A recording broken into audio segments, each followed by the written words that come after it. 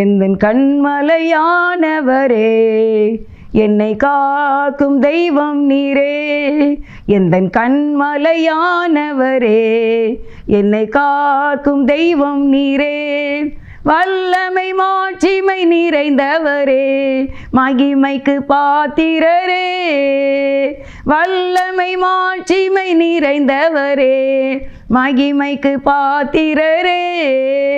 ஆராதனை உமக்கே, ஆராதனை உமக்கே, ஆராதனை உமக்கே, ஆராதனை உமக்கே, ஆராதனை உமக்கே, ஆராதனை உமக்கே, ஆராதனை உமக்கே, ஆராதனை உமக்கே. அல்லேலூயா, அல்லேலூயா, அல்லேலூயா.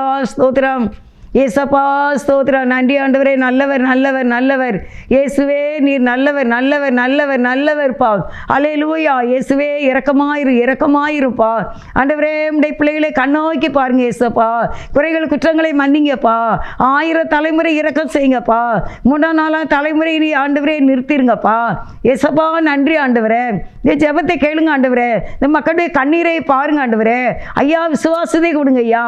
ஐயா நல்ல ஜெப வாழ்க்கையை கொடுங்க ஐயா. பின்மாற்ற வராபடி காத்துக்கிடுங்கய்யா. ஐயா குடிக்கவே கூடாதியா, சீரட்டு ஊதக்கூடாதியா. ஐயா பாக்குகள் போடக்கூடாதியா. ஐயா தப்பு பண்ணக்கூடாதியா, பொறாம இருக்கக்கூடாதியா, எரிச்சல் இருக்கக்கூடாதியா. ஐயா நல்ல சுகத்தை கொடுங்க ஐயா, தீர்க்காயுசை கொடுங்க ஐயா. ஐயா மே துதிக்கிற ஐயா. ஐயா ராஜா சிலுவையில் அறைப்பட்டீரே எசப்பா ராஜா. ஐயா எசப்பா ராஜா நொறுக்கப்பட்டீரே எங்களுக்காண்டி. எசப்பா ராஜா நீங்கள் உங்களுக்காக உங்கள் பிள்ளைகளுக்காக அழுங்கன்னு சொன்னீரே எசப்பா ராஜா. ஐயா எங்கள் பிள்ளைகளுக்காக அழுகிறோம் ஐயா. ஐயா எங்கள் பிள்ளைகளை ஆசீர்வதியும் ஐயா, ரெச்சிங்க ஐயா. ஐயா பரிசுத்தமான வாழ்க்கை கொடுங்க ஐயா. ரவுடித்தனமான வாழ்க்கை பிள்ளைகள் வாழ்க்கையில இருக்கக்கூடாதுயா. ஐயா கணவன்மாரை ரெச்சித்து கொடுங்க ஐயா. சீரட்டு ஊதுற கணவனை சந்திங்கப்பா. குடிக்கிற சகோதரனை சந்திங்கப்பா. சினிமா பார்க்குற சகோதரனை சந்திங்கப்பா. பிள்ளைகளை ரட்சித்து தாங்கப்பா. நல்ல மக்களை கொடுங்கப்பா. கீழ்ப்படிதல் உள்ள பிள்ளைகளாக இருக்கட்டப்பா. பிடிவாதம் இருக்கக்கூடாதுப்பா. தப்பு பண்ணக்கூடாதுப்பா. காதலிக்க கூடாதுப்பா. களவு செய்யக்கூடாதுப்பா. மோசம் பண்ணக்கூடாதுப்பா. பெற்றோரை கனம் பண்ணணுப்பா. அப்பா ஏசப்பா ஆண்டவரே இறங்கும் ஐயா. ஐயா ஒவ்வொரு சகோதரின் கண்ணீரை பாருங்க ஐயா. என் குடும்பம் ரட்சிக்கப்படலையே, எங்கள் அம்மா வீட்டில் ரட்சிக்கப்படலையே, என் கணவன் குடும்பம் ரட்சிக்கப்படலையேன்னு இருக்கிற மக்களுடைய குடும்பங்களை ஆண்டவரே நீங்கள் ரட்சிங்க ஆண்டவரே. நீங்கள் சந்திங்க தகப்பனே ஏசப்பா ராஜா. ஐயா ஸ்தோத்திரம். நிம்மதி இல்லாமல் இருக்கிற மக்களுக்கு நிம்மதியை கொடுங்கப்பா. ஆண்டவரே எதையோ இழந்திருக்காங்களே, அந்த இழந்து போன குடும்பத்தில் சமாதானத்தை கொடுங்கப்பா. பொண்ணு பொருளை இழந்தா திருப்பி கொடுத்துருங்கப்பா. நலங்களையும் வீடு வாசலை இழந்தா திருப்பி கொடுத்துருங்கப்பா. கஷ்டங்களை நீக்குங்கப்பா. கடனை அடைச்சு கொடுங்கப்பா. தொழில்களை ஆசீர்வதிங்கப்பா. சமாதானத்தை கொடுங்கப்பா. சொத்து பிரச்சனை இருக்கக்கூடாதுப்பா. வீட்டில் நிம்மதி இருக்கட்டப்பா. தீர்க்காயுசை கொடுங்கப்பா. நோய்களை எடுத்து போடுங்க ராஜா. உமக்கே ஸ்தோத்திரம். ஆலயத்துக்கு போகணும், ஜெபிக்கணும், கர்த்தர்காய் ஊழியம் செய்யணும், வாஞ்சை கொடுங்க ஏசப்பா ராஜா. ஏசப்பா நாங்கள் உங்களுடைய பிள்ளைகள்ப்பா ஏசப்பா ராஜா. நினைச்சுக்கோங்கப்பா. ஸ்தோத்திரப்பா. நன்றிப்பா. நன்றி ஆண்டவர். எங்களை தாழ்த்தி உடைய கருத்தில் ஒப்படைக்கிறோம். பொறுப்பெடுத்துக் கொள்ளுங்க. இந்த ஜெபத்தை கேளுங்க. கேட்டதுக்கு நன்றி ஏசப்பா. அடிமையை தாழ்த்தி ஒப்பு கொடுக்கணையா. அடிமையை மறைத்துக் கொண்டு நீங்க பேசுங்க. இந்த கிராஸ் டிவி ஊழியத்தை கண்மணி பிள்ளைகளை ஆசீர்வதிங்க. இயேசுவின் நாமத்தில் வேண்டிக் கொள்கின்றேன் ஜீவனுள்ள நல்ல பிதாவே. ஆமேன், ஆமேன். கர்த்தருக்கு ஸ்தோத்திரம். இன்னைக்கு உங்களுக்கு செய்தி என்ன அப்படின்னா, சிலருடைய ஜெபம். சிலருடைய ஜெபம் எப்படி இருந்தது அப்படின்னு சொல்லி ஒரு 3 பேர் உடைய ஜெபத்தை உங்களுக்கு முன்பாக வைக்கின்றேன்.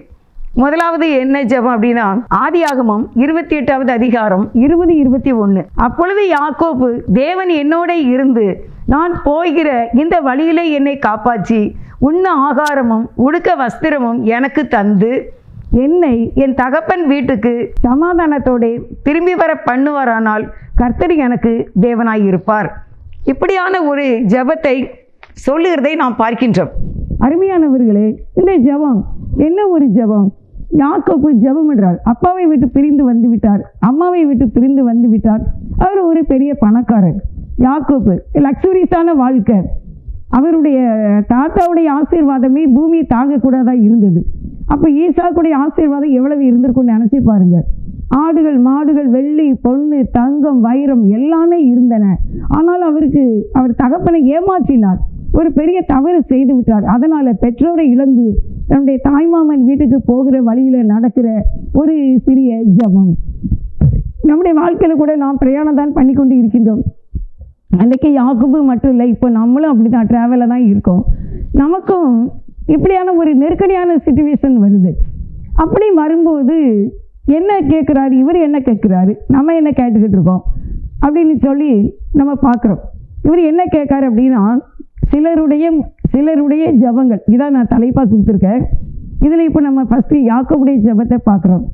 பழைய ஏற்பாட்டை நம்ம சுத்தமாக ஒதுக்கவே முடியாது. பழைய ஏற்பாட்டின் நிழல் தான் புதிய ஏற்பாடு. பழைய ஏற்பாடு தான் வரலாறுகள் இருக்கிறது, சரித்திரங்கள் இருக்கிறது. எப்படி புதிய ஏற்பாடு இம்பார்ட்டன்ஸ் முக்கியமோ அதே போல் பழைய ஏற்பாடும் முக்கியம்தான். இதில் நமக்கு நிறைய அறிவுரைகள், வாக்குத்தத்தங்கள், தீர்க்க தரிசனங்கள், எச்சரிப்புகள் எழுதப்பட்டிருக்கின்றன. ஒரு மனிதனுடைய தனிப்பட்ட வாழ்க்கையில் எப்படி அவன் தவறு செய்ததுனால வீழ்ச்சி அடைகிறான், பரிசுத்தமானதுனால எப்படி உயர்த்தப்படுகிறான் என்பதை பழைய ஏற்பாட்டிலே நாம் காணலாம். அதனால இரண்டையுமே நம்ம மாறி மாறி படித்து கொண்டு தான் இருக்க வேண்டும். எப்படி 5 + 5 10, 5 மல்டிப்ளை பெருக்கல் 5 25 அன்னைக்கு படித்தது தான் இன்றைக்கும். அதே போல் இந்த வேதம் இதுதான் கடைசி வரைக்கும், நம்ம ஆண்டோடைய வருகை இல்லை நம்முடைய மரணம் வரைக்கும் இந்த வேதம் தான். இதே நம்ம கற்று தேர்ந்தால் போது நம்ம பூரணமாகி தேவனுடைய ராஜ்யத்துக்கு போயிடலாம். இப்போ இவர் என்ன கேட்குறாரு, போகிற வழியில் போகும்போது கேட்காரு, நீங்கள் என் கூட இருக்கணும். ரொம்ப ஆச்சரியமாக இருக்குது. இந்த ஜெபத்தை நீங்கள் எல்லோரும் வாசித்திருப்பீங்க. ஆனால் அவரோட யாக்கோபோட பிரேயர் என்ன அப்படின்னா, நீ என் கூட இருக்கணும், இது போதுமே. தேவன் நம்ம கூட இருந்தால் எல்லாமே வந்துடும். நானும் சில பிரச்சனையை சந்திப்பேன், சில பலவீனங்கள், வியாதிகள் அப்படி யாராவது குடும்பத்தில் அப்படி வரும்போது எனக்குள்ளே எழும்புற என்ன அப்படின்னா, ஆண்டவர் நம்ம கூட இருக்காங்க, இதில் நான் தோற்று போக மாட்டேன். தேவன் தான் என் கூட தானே இருக்காரு, இதில் எப்படி நான் தோற்று போவேன்? அதெல்லாம் தோற்று போக மாட்டேன். டாக்டரே என்ன சொன்னாலும் சரி, நான் சொல்லிடுவேன், எம்ஆர்ஐ ஸ்கேன்லாம் போய் தான், சிடி ஸ்கேன் போய் தான், எக்ஸ்ரேலாம் போய் தான், என்ன டெஸ்ட் எடுத்தாலும் எல்லாம் போய் தான், தேவனுடைய வார்த்தை தான் உண்மை உள்ளது அப்படின்னு சொல்லி தான் இவ்வளோ காலமும் எங்களுடைய குடும்பத்தில் உள்ள சூழ்நிலையில் எத்தனையோ பலவீனங்களின் மத்தியிலே கர்த்தருடைய வார்த்தை ஆட்சி தேற்றி அரவணைத்து நிற்க வைத்திருக்கிறது. அவர் என்னோடு கூட இருக்கிறதுனால தான். எப்பவுமே ஒரு சிந்தனை ஆண்டு கூட இருக்காங்க.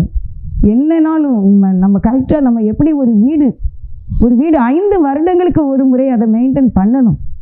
வெள்ளையடிக்கணும், பெயிண்ட் பண்ணணும், ஜன்னலுக்கோ கதவுக்கோ கிரில் கேட்டுக்கோ எல்லாமே நம்ம அது பெயிண்ட் பண்ணி ஒழுங்காக ஒற்றை அடித்து நீட்டாக ஒயிட் வாஷ் பண்ணி அப்படியே வச்சுருந்தீங்கன்னா 50 ஆண்டுகள் ஆனாலும் அந்த வீடு புது வீடாகவே இருக்கும்.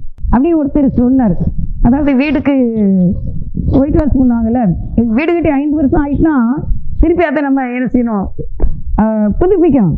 அப்படி செய்யும்போது அது 100 ஆண்டு ஆனாலும் அதை மெயின்டைன் பண்ணுறதுனால நல்லாயிருக்கும். அதே போல் தான் ஆவிக்குரிய வாழ்க்கையில் நம்முடைய ஆத்மாவே நம்ம மெயின்டைன் பண்ணிகிட்டே இருக்கணும்.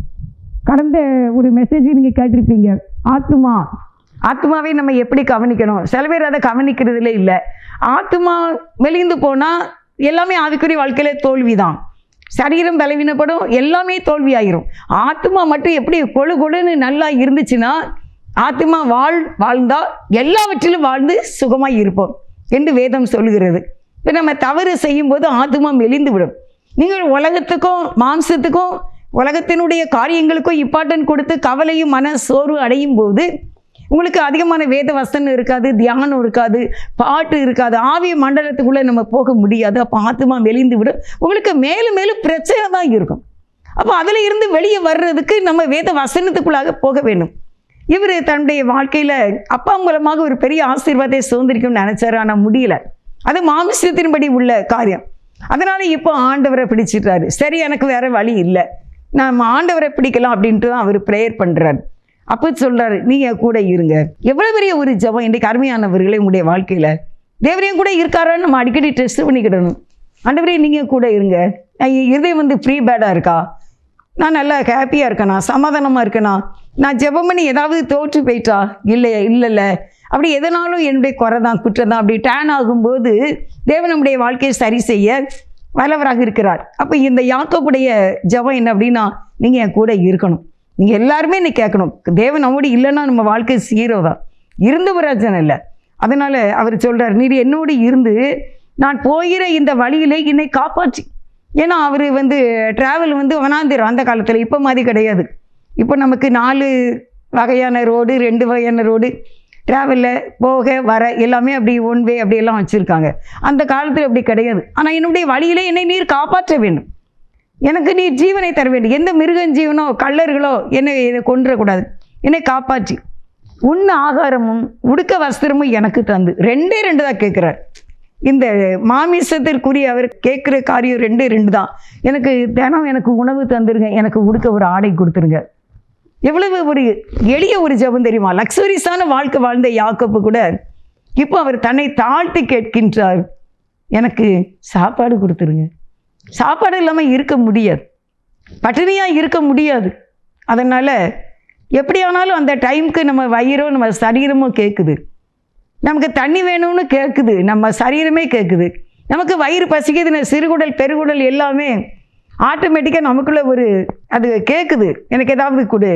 நம்முடைய கணையம் இருக்குது, இந்த கணையம் அது எப்போவுமே அது ஒர்க் ஆகிட்டே தான் இருக்கும்.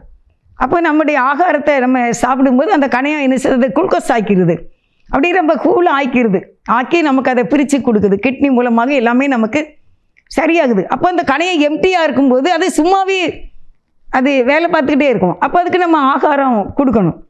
கொடுக்கும்போது அந்த கணையை வேலை செய்யும்போது அது கல்லீரலோ எல்லாமே ஆட்டோமேட்டிக்காக வேலை செய்து நமக்கு அந்த ஹெல்த்து கிடைக்குது, இல்லை சக்தி உள்ளவங்களாம் நம்ம இருக்கோம். அதனால் உணவு வேண்டும் என்று கேட்கின்றார். அடுத்து ஆடை. ஆடை கிழிந்து போயிட்டுனா என்ன செய்ய முடியும்? நம்ம இப்போ எவ்வளோ விதவிதமான ஆடைகளை அணிகிறோம். டிஷர்ட்டாக இருக்கட்டும், பேண்ட்டாக இருக்கட்டும், சாரியாக இருக்கட்டும், எல்லாமே இப்போ நிறைய 1000 ரூபாய்க்கு 4 சாரீ கொடுக்காங்க. அப்படி எவ்வளவோ நிறைய மலிவாகி இருக்குது. அந்த காலத்தில் அப்படி கிடையாது. நான் சின்ன பிள்ளையாக அம்மா வீட்டில் அது ஒரு 20 வயசுக்கெல்லாம் முன்னால், கல்யாணத்துக்கெல்லாம் முன்னால் 17 வயசு அப்படிலாம் 25 ரூபாய்க்கு நல்ல சாரி, 30 ரூபாய்க்கு ரொம்ப கூடுன சாரி. அப்படி தான் எனக்கு என்னை நிச்சயம் பண்ண வரும்போது நான் கெட்டிருந்த சாரி 30 ரூபா சாரி தான். ஆனால் பார்த்தீங்கன்னா அப்படியே ஒரு பிங்க் கலரில் அருமையான ஒரு சாரி தெருவில் தான் வரும், ஜவுளி கடைலாம் கிடையாது அப்போ எங்கள் ஊரில்.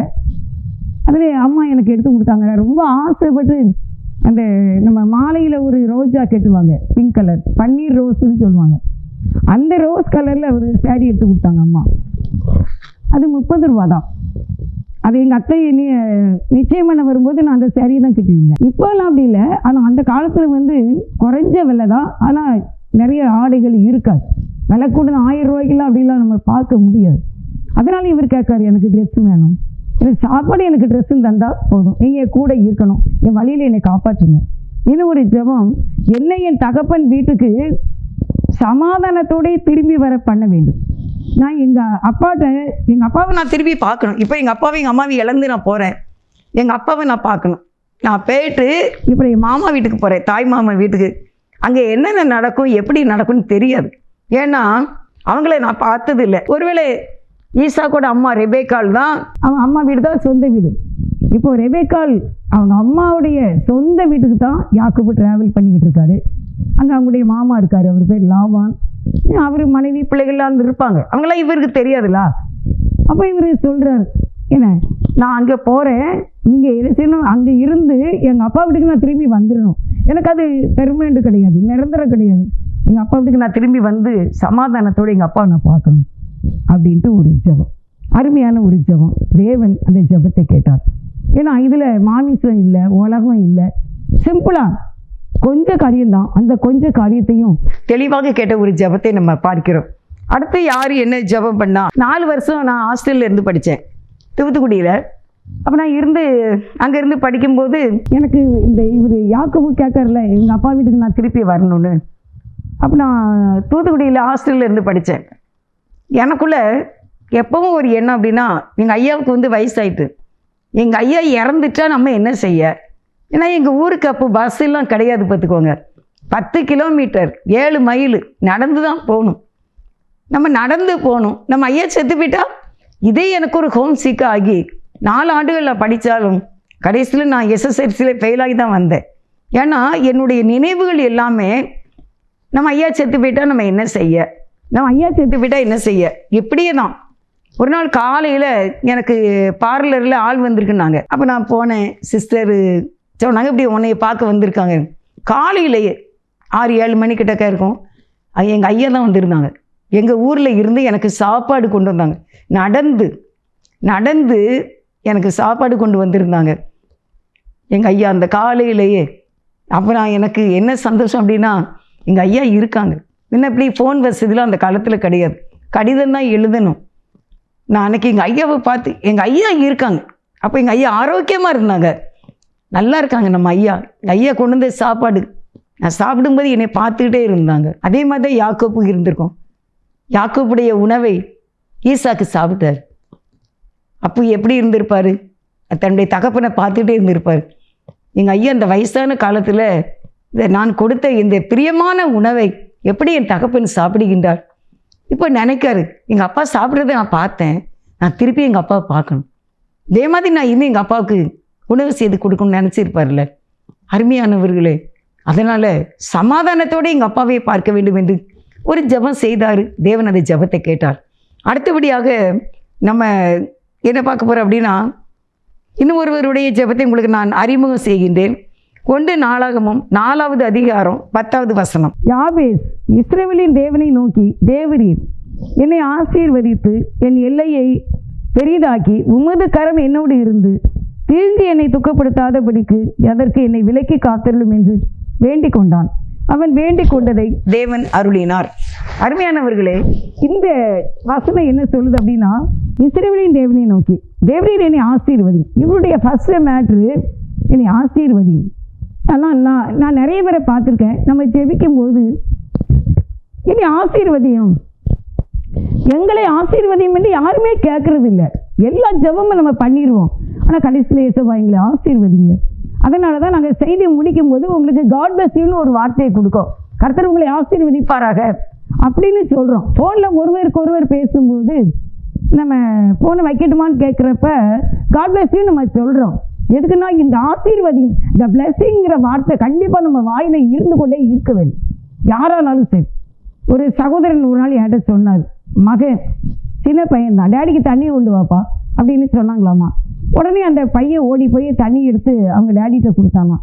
அப்போ அந்த டேடி தண்ணியை வாங்கிட்டு காட் பிளஸ் யூ அப்படின்னு சொன்னாங்களாம். இன்றைக்கி அவன் எவ்வளவோ படித்து நன்றாக இருக்கின்றான் என்று சொல்லுகிறார்கள். அதனால் இவர் யாபேசுடைய முதல் பிரேயரு, கர்த்தாவே என்னை ஆசீர்வதிங்க. இன்றைக்கி நம்ம கேட்போமா, எங்களை ஆசீர்வதிங்கப்பா, அது என்னதோ ஆவிக்குரிய சரீர பிரகாரமான, நான் அதுதான் இதுதான்லாம் நான் கேட்கல, என்னை ஆசீர்வதிங்க. கர்த்தர் என்னை கேட்டார், நீ எனக்கு வேணும்னு கேட்டார், நீ எனக்கு தான் கேட்டார். ஆனால் எவ்வளோ நேரம் போராடினார் தெரியுமா? அரை மணி நேரம் தேவர் என்னோடு போராடினார். நீ ஒன்று எனக்கு தா, நான் தரமாட்டேன், நான் சொல்கிறேன். அவர் இல்லை, ஒன்று எனக்கு தான் கேட்டார், நான் தரமாட்டேன்னு சொன்னேன். அவ்வளவு நேரம் கர்த்தர் என்னோடு போராடி நான் என்னை அவர்கிட்ட கொடுக்கும்போது கூட நான் உனக்கு இதெல்லாம் தருவேன்னு சொல்லவே இல்லையா. இனியும் வச்சுக்கோ, நான் தலைவன், படைப்பின் இறைவன், இயற்கையின் இறைவன் இல்லை, படைப்பின் இறைவன். இயற்கைன்னு சொல்லக்கூடாது, படைப்பு. தேவனாகிய கர்த்தர் படைத்தார், அவர் தான் படைச்சார். 6 நாளையில் கடலை பாருங்கள், நம்ம டிவியில் பார்க்குறோம், அந்த கடலினுடைய அந்த அலைகள் என்ன, அதனுடைய கொந்தளிப்பு என்ன, அதனுடைய ஆட்பாட்டம் என்ன, அந்த தண்ணி என்ன ப்ளூ கலரும் அடிக்கி க்ரீனும் அடிக்குது, இப்படிலாம் வெள்ளையாகவும் தெரியுது. இப்படிப்பட்டதை படைத்த படைப்பின் இறைவன் நான் உனக்கு அது தருவேன் இது தருவேன்னு என்கிட்ட சொல்லவே இல்லை. அதனால் எனக்கு எதுவுமே ஏதாவது கிடைக்கல அப்படின்னாலும் நான் கவலைப்பட மாட்டேன். ஏன்னா தேவன் என்னை கேட்கும்போது உனக்கு அது தருவேன் இது தருவேன்னு அவர் சொல்லவும் இல்லை, நீ எனக்கு வேணும்னு தான் சொன்னார். அல்லேலூயா. ஆனால் எல்லாமே கொடுத்துட்டார். நான் நினைக்காதது, நான் வேண்டிக் கொள்ளாதது, நான் ஜெபமே செய்யாததெல்லாம் ஏசப்பா கொடுத்துருக்காங்க. அவளை நல்ல ஆண்டவர். இவர் கேட்குறாரு, என்னை ஆசீர்வதி. அடுத்தவுடைய யாபேசுடைய ஜெபம் என்ன அப்படின்னா, என் எல்லையை பெரிதாக்க வேண்டும். நான் சின்ன ஒரு இடத்துல இருக்கேன், என்னுடைய எல்லை எனக்கு பெரிதாக்க வேண்டும். கேட்கலாம்ல, அதனால ஒன்றும் இல்லை, எல்லை எனக்கு பெரிதாக்கித்தாங்க அப்படின்னு கேட்குறாரு. அப்புறம் பார்த்தீங்கன்னா, உமது கரம் என்னோடு இருந்து, உங்கள் கையை எப்பவும் என் கையை பிடிச்சிருக்கணும், கர்த்தர் என் வலது பக்கத்தில் இருக்கணும். அதான் ஏசாயாவில் ஒரு வசனம் வரும், நான் உன் வலது கையை பிடித்து உனக்கு சொல்லுகிறதாவது, நீ பயப்படாதே, நீ என் தாசன், நீ என்னால் மறக்கப்படுவது இல்லை அப்படின்னு சொல்லி கர்த்தருடைய வார்த்தையை நம்ம பார்க்குறோம். அருமையானவர்களே, ஆண்டவர்கிட்ட இந்த யாபேசு சொல்றார், உமது கரம் என்னோடு இருந்து. கர்த்தர் கரம் நம்ம கூட இருக்கும்போது யார் நம்மளை ஒன்றும் செய்ய முடியாதல்லவா. ஒரு தகப்பன் தன்னுடைய பிள்ளையை கையில் பிடித்திருக்கும் போது இன்னொருவர் அந்த பிள்ளையை தகப்பன் கையிலிருந்து பிடுங்க முடியாது. தேவன் சொல்லுகிறார், உன்னை என் உள்ளம் கைகளிலே வரைந்திருக்கிறேன். அவர் நம்மை வரைந்திருக்கிறார். இந்த நாளிலே ஆண்டவர்கிட்ட சொல்லுங்க, தேவனே என்னை ஆசீர்வதி, என் எல்லையை பெரிதாக்கும், உமது கரம் என் கையை பிடிக்கட்டும், என்னோடு இருந்து தீங்கு என்னை துக்கப்படுத்தாதபடிக்கு அதுக்கு என்னை விலக்கி காத்திரும் என்று வேண்டிக் கொண்டான். தீங்கு என்னை துக்கப்படுத்தவே கூடாதுப்பா. நம்ம வாழ்க்கையில் எல்லாருமே நம்ம பண்ண வேண்டிய ஒரு ஜெபம், தீங்கு என்னை துக்கப்படுத்தாது, தீங்கு என்னை தொடரக்கூடாது, வாதை என் கூடாரத்தை அணுகக்கூடாது, அதெல்லாம் தாங்க முடியாத ஆண்டவரை. இந்த வீட்டை சுற்றிலும் உடைய இரத்தத்தை நீங்கள் தெளிக்க வேண்டும். தீங்கு உன்னை என்னை துக்கப்படுத்தாதபடிக்கு என்னை காத்துக்கொள்ளும். பக்கத்திலே 1000 பாலே 10,000 சிக்கன வீழ்ந்தாலுமே தீங்குனை அண்டாது கான். துங்கனில் ஒதுங்குவோன் பங்கமின்றி தங்குவான், கங்குள் பகலும் வரனார் காவலர நானதால். துங்கனில்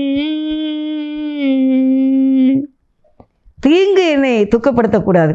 என் பக்கத்தில் 1000 பேர், என் வலதுபுறத்தில் 16 பேர் விழுந்தாலும் அது உன்னை அணுகாது என்று வேதம் சொல்லுகிறது. ஏன் பயப்படுறீங்க? தேவனுடைய கரத்தில் விட்டுருங்க. நீங்கள் நெருக்கப்படுறீங்களா, கடனில் இருக்கீங்களா, ஏதோ ஒரு பிரச்சனையில் இருக்கீங்களா, இந்த ஜெபத்தை நீங்கள் செய்து பாருங்க. கர்த்தாவே நீ ஆசீர்வதி. நீங்கள் ஆசீர்வதிச்சாதான், வழிபோக்கருடைய ஆசீர்வாதம்லாம் செல்லாது. வல்கர் பண்ணி வாங்குற ஆசீர்வாதம்லாம் ஒன்றுமே செய்யாது. தேவன் ஆசீர்வதிக்க வேண்டும். கர்த்தருடைய ஆசீர்வாதம் தான் ஐஸ்வர்யத்தை தரும். சுயெல்லாம் ஒன்றுமே நடக்காதுங்க. அருமையானவர்களே, ஆண்டவர்கிட்ட சொல்லுங்க, ஆண்டவரே நீர் என்னை ஆசீர்வதி, உமது கரம் என் கூட இருக்கணும், என் எல்லையை நீங்கள் பெரிதாக்குங்க. யாபேஸ் எவ்வளோ அழகாக ஜெபம் பண்ணுறார். என் தாய் என்னை துக்கத்துடனே பெற்றாள். அப்படி நீங்கள் அம்மா எனக்கு யாபேஸ்ன்னு பேர் வச்சுட்டாங்க. ஆனால் நீங்கள் என்னுடைய எல்லையை பெரிதாக்குங்க, தீங்கு என்னை துக்கப்படுத்தக்கூடாது, என்னை ஆசீர்வதியும் என்று வேண்டிக் கொண்டான். அவன் வேண்டிக் கொண்டதை தேவன் கேட்டருளினார். அல்லேலூயா, அல்லேலூயா. தேவன் அந்த ஜெபத்தை கேட்டதை நம்ம பார்க்கின்றோம். இந்த நாளில் கூட இப்படியான ஒரு ஜெபத்தை நாம் ஏறெடுக்க வேண்டும். அடுத்து நீங்கள் பார்க்க வேண்டிய இன்னொரு ஜெபம் உங்களுக்கு நான் சொல்கிறேன். அந்த ஜெபம் என்ன ஜெபம் அப்படின்னா, எஸ்ரா 8வது அதிகாரம் 21, 23, 21.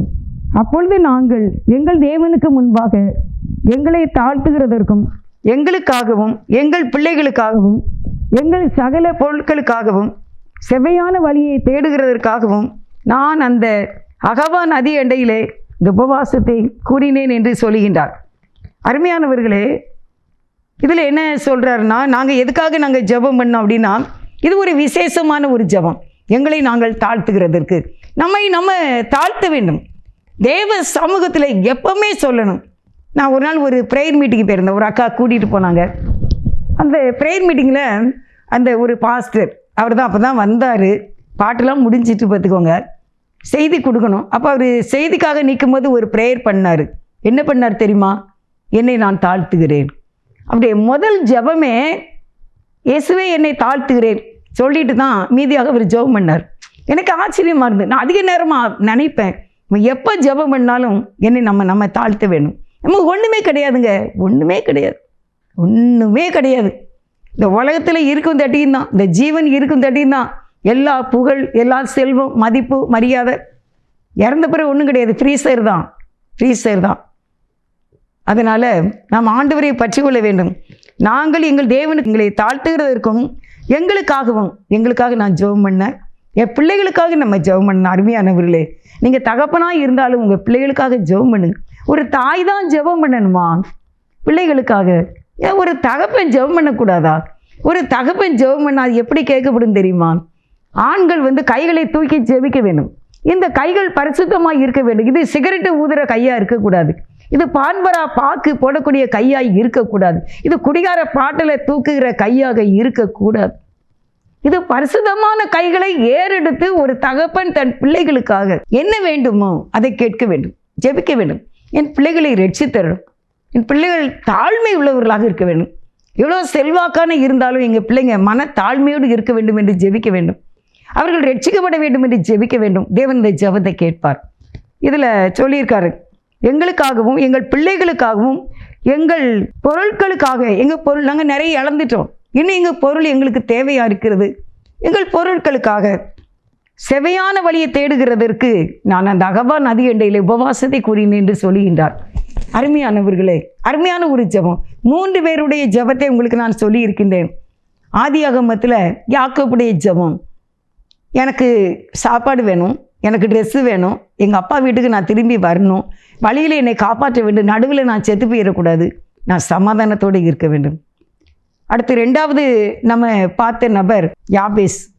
யாபேஸுடைய ஜெபத்தை நம்ம பார்த்தோம். அவர் முதலாவது என்னை ஆசீர்வதியும் என்று சொல்லிவிட்டார். அடுத்து இவருடைய ஜெபம் என்ன அப்படின்னா, எஸ்ரா, எங்களை நாங்கள் தாழ்த்த வேண்டும். ஆவிக்குரிய கேட்டகரிக்கு வராரு. எங்களை தாழ்த்த வேண்டும், எங்களுக்காக, எங்கள் பிள்ளைகளுக்காக, எங்கள் சகல பொருட்களுக்காக எல்லாவற்றையும் நாங்கள் இழந்து வெறுமையாக நிற்கின்றோம். எஸ்ரா, நெகேமியா நீங்கள் வாசித்து பாருங்க தெரியும்.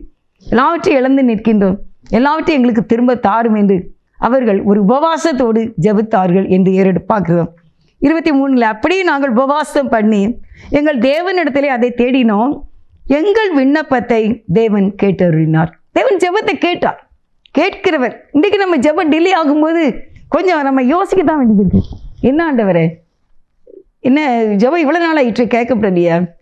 1 மாதம் ஆகிட்ட, 1 வாரம் ஆகிட்ட, 10 நாள் ஆகிட்ட, என்ன 1 வருஷம் ஆகிட்ட, என்னப்பா எப்படியாவது செய்யுங்கப்பா, இப்போ எப்படியாவது ஹெல்ப் பண்ணுங்கப்பா அப்படின்னு சொல்லி நம்ம கொஞ்சம் மன உருக்கத்தோடு உங்களை தாழ்த்தி நீங்கள் ஜெபம் பண்ணி பாருங்கள், அப்பா தந்துடுவாங்க.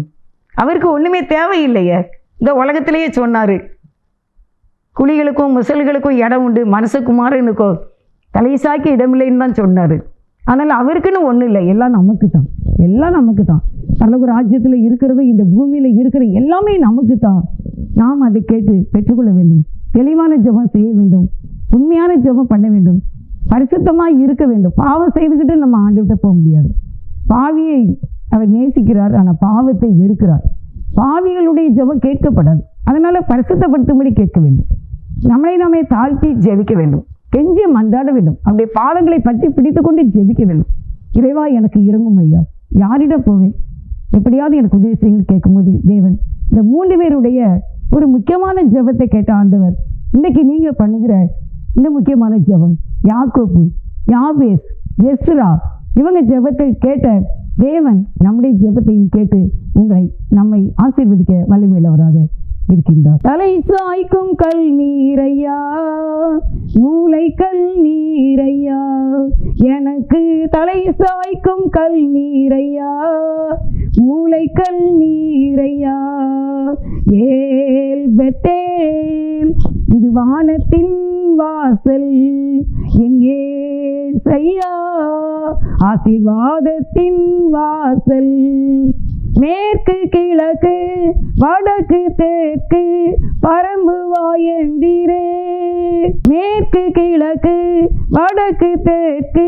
பரம்புவாயென்றீரே, பூமியின் துளை போல் சந்ததி பெருகும் என்று வாக்குரைத்தீரே, சொன்னதை செய்யும் அளவும் என்னை கைவிடவே மாட்டீர், எனக்கு சொன்னதை செய்யும் அளவும் என்னை கைவிடவே மாட்டீர், ஏல் பெத்தேல் இது வானத்தின் வாசல், என் ஏசையா ஆசீர்வாதத்தின் வாசல், பூமியின் வம்சங்கள் உனக்குள் சந்ததிக்குள் ஆசீர்வதிக்கப்படும் என்று ஆசீர்வாத வாய்க்காலாக என்னை மாற்றினீரே, பூமியின் வம்சங்கள் உனக்குள் சந்ததிக்குள் ஆசீர்வதிக்கப்படும் என்று ஆசீர்வாத வாய்க்காலாக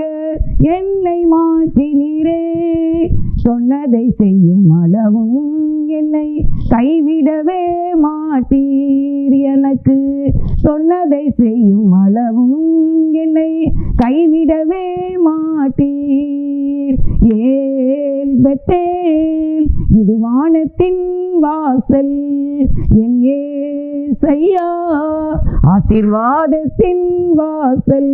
உங்களுக்காக ஜெபிக்கிறேன் இயேசுவே, இந்த நாளிலே இந்த செய்தி கேட்கிற மக்களுக்காக ஜெபிக்கிறேன். ஆண்டவரே, இவர்களுக்கு உண்ண உணவு, உடுக்க வஸ்திரம், குடியிருக்க வீடும், எல்லையை பெரிதாக்கி இவர்களை ஆசீர்வதித்து தீங்கு துக்கப்படுத்தாதபடி காத்து இவங்களை தங்களை தாழ்த்தி இவர்களுக்காக இவர்கள் பிள்ளைகளுக்காக சகல பொருட்களுக்காக பண்ணுகிற ஜெபத்தை ஏற்றுக்கொண்டு எங்களை ஆசீர்வதிக்க வேண்டும் என்று தரைமட்டு தாழ்த்தி இயேசுவின் நாமத்தில் வேண்டிக் கொள்கின்றேன். இந்த ஜெபம் கண்டிப்பா செய்தி கேட்கிற ஒவ்வொருவருக்கும் நிறைவேறுவதாக. பல ஆண்டுகள் பண்ணினாலும் இன்றைக்கு இந்த ஜெபம் கேட்கப்பட வேண்டும். நோய்கள் விலக வேண்டும். தீர்க்காயுசை கொடுக்க வேண்டும். பிறந்தநாள் திருமண நாட்களை ஆசீர்வதிக்க வேண்டும் என்று இயேசுவின் நாமத்தில் மிகுந்த மனத்தாழ்மையோடு வேண்டிக் கொள்கின்றேன். ஜீவனுள்ள நல்ல பிதாவே, ஆமென். God bless you.